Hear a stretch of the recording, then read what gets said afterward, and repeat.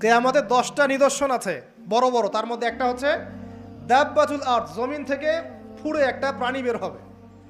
আর এখন মানুষ এগুলো বিশ্বাস করবে না আমি জানি, 2 দিন পর নাসা যখন বলবে তখন বিশ্বাস করবে। কথা কি বুঝতে পারছেন? তবে প্রাণী এই পৃথিবীর নিচে আছে। রাসূল সাল্লাল্লাহু আলাইহি ওয়াসাল্লাম বলছেন 10টা আলামত না আসা পর্যন্ত কিয়ামত হবেই না। তার মধ্যে একটা হচ্ছে দাব্বাতুল আরদ, জমিন থেকে একটা প্রাণী বের হবে। এবং এই প্রাণী শুধু বেরই হবে না, মানুষের সাথে কথাবার্তা বলবে। এবার মানুষের সাথে কথা বলবে প্রাণী। বিশ্বাস করছেন? এখন বিশ্বাস করছেন না জানি, কিন্তু প্রাণী মানুষের সাথে কথা বলবে।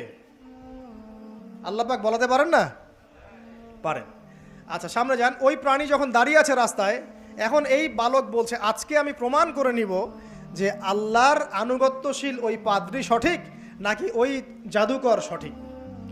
এবার সে একটা ইট হাতে নিল, পাথর হাতে নিয়ে এসে বলছে, আল্লাহ তোমার কাছে যদি ওই জাদুকরের কাজের চাইতে এই পাদ্রীর কাজ বেশি